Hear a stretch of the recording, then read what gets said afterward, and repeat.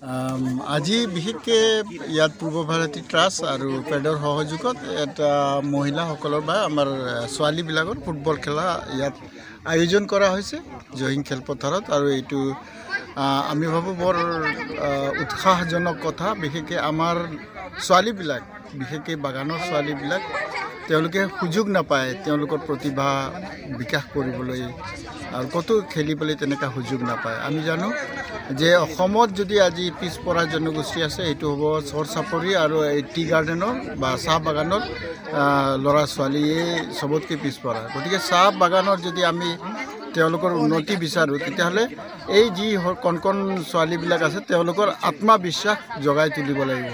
আৰু আমি ভাবিছোঁ এই PBT আৰু পেডে যিটো কৰি আছে তাৰ যোগেদি আমি আমাৰ ছোৱালীবিলাকৰ আত্মবিশ্বাস যাতে জাগে, আত্মবিশ্বাস আৰু কনফিডেন্স যিটো আহে তেতিয়া তেওঁলোকে সকলো ক্ষেত্ৰতে আগবাঢ়িব পাৰিব।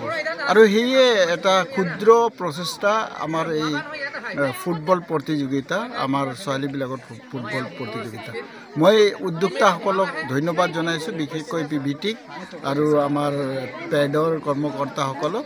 তেওঁলোকে মহিলাসকলৰ যি খেল কৰিছে ইয়াৰ এটা ডাঙৰ মহত্ব আছে আৰু আমি সকলোৱে ইয়াত জড়িত হৈ আছোঁ। ধন্যবাদ।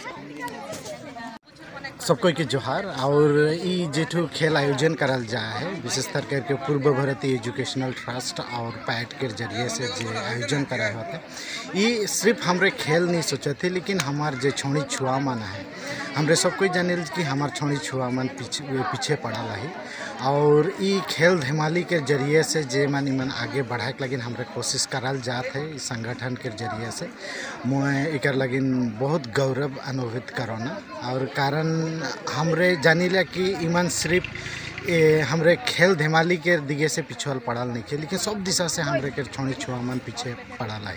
विशेषतर करके पढ़े लिखे में, काम काज में व हमरे के लीडरशिप लेके में बहुत पीछे पड़ल है। और मैं सोचना कि ये जे खेल धमाली के आयोजन करल जाते ये एक तो हमार अपॉर्चुनिटी लगे, हमार छोड़ी छुआ मन लगे, जहाँ से ईमान अपन लीडरशिप क्वालिटी मन डेवलप करे पारे ना, यहाँ से अपन जीवन के बारे में सोचे पारे ना और आगू दिगे बढ़े पारे ना।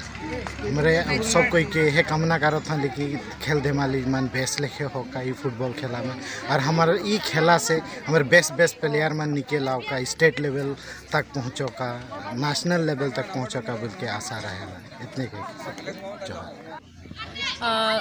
পূৰ্ব ভাৰতী এডুকেশ্যনেল ট্ৰাষ্টৰ জৰিয়তে গোটেই অসমত গাৰ্লছ ফৰ গ'ল্ছ টুৰ্ণামেণ্ট ছোৱালী ফুটবল আয়োজন কৰা হৈছে।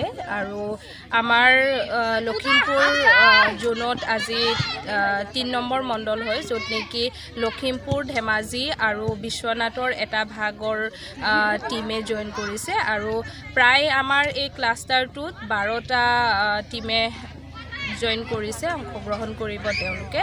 আৰু তাৰে আজি প্ৰথম দিন হয় আৰু আজি 3টা মেচ খেলা হৈছে। আৰু এই খেলখনত আমাৰ পূৰ্ব ভাৰতী এডুকেশ্যনেল ট্ৰাষ্ট আৰু লগতে পিপলছ একশ্যন ফৰ ডেভেলপমেণ্টৰ সহযোগত পতা হৈছে।